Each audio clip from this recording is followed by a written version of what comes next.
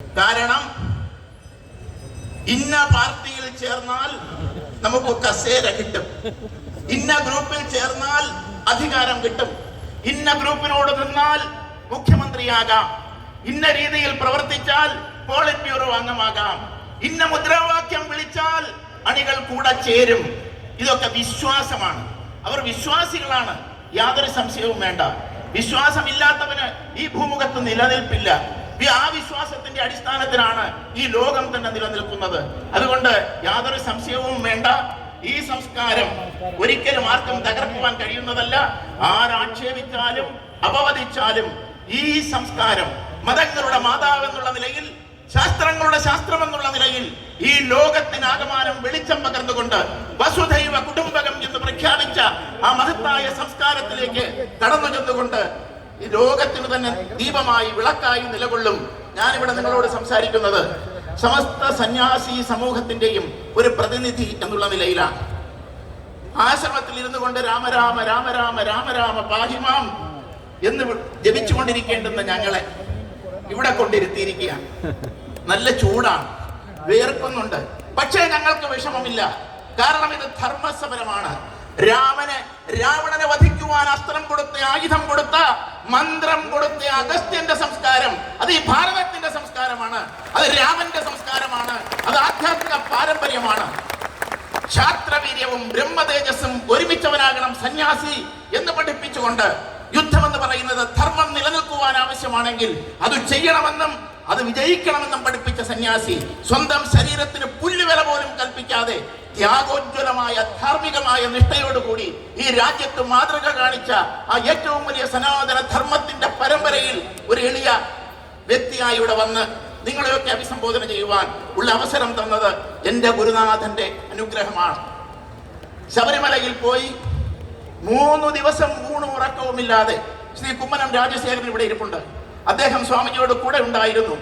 ഊണും ഉറക്കവുമില്ലാതെ അദ്ദേഹത്തിന്റെ തലയിൽ രാത്രി 1:30 മണിക്ക് മുകളിൽ നിന്നൊരു അയ്യപ്പൻ മൂത്രം ഒഴിച്ചു. അദ്ദേഹം തന്നെ ആ കഥ പറഞ്ഞിട്ടുണ്ട്.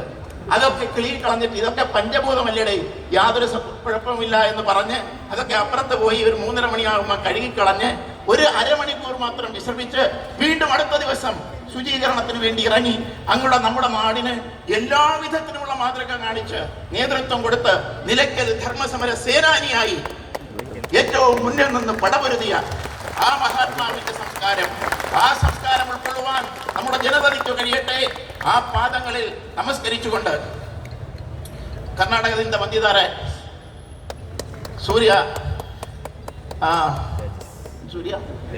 തേജസ്, he is Surya Tejas. He is the Surya Tejas in the parliament. So I am very much happy to see him here and get him here.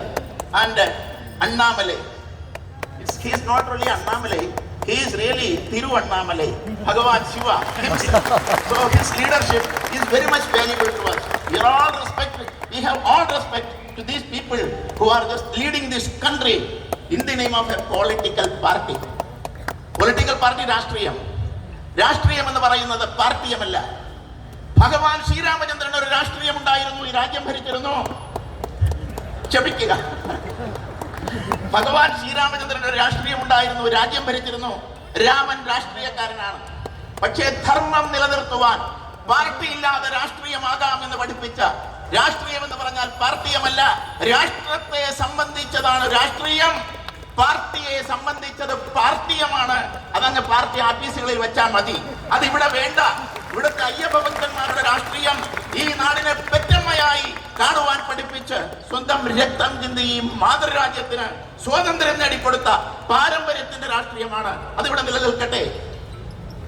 വീടുകളിൽ കിടന്നുറങ്ങാതെ രാമനാമം മാത്രം ജപിച്ചിരിക്കാതെ ഇതാ ഈ ഒരു വീൽ ചെയറിൽ വന്നിരിക്കുന്ന ഒരമ്മ, അമ്മയെ ഞാൻ പ്രണമിക്കുകയാണ്.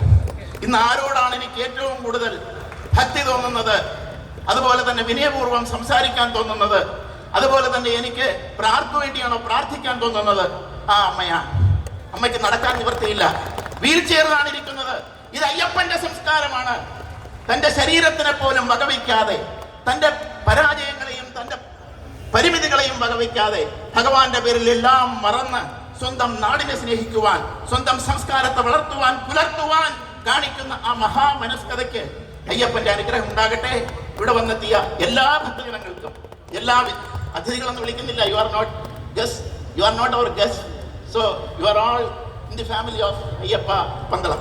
സോ എൻ്റെ എല്ലാ പ്രാർത്ഥനകളും സമർപ്പിച്ചുകൊണ്ട് അല്പം സമയം കൂടുതലെടുത്തു, അതിന് സംഘാടകർ ക്ഷമിക്കുമല്ലോ എന്ന് മാത്രം സൂചിപ്പിച്ചുകൊണ്ട് 7 മണിക്ക് എനിക്ക് ശ്രീകാര്യത്ത് എത്തേണ്ടതുണ്ട്. എങ്കിലും നിങ്ങളെ കാണുമ്പോൾ സന്യാസിക്ക് വികാരം പാടില്ല എന്നൊക്കെ പറയുമെങ്കിലും ഒരു ധാർമ്മിക വികാരം ഒരല്പം വന്നത്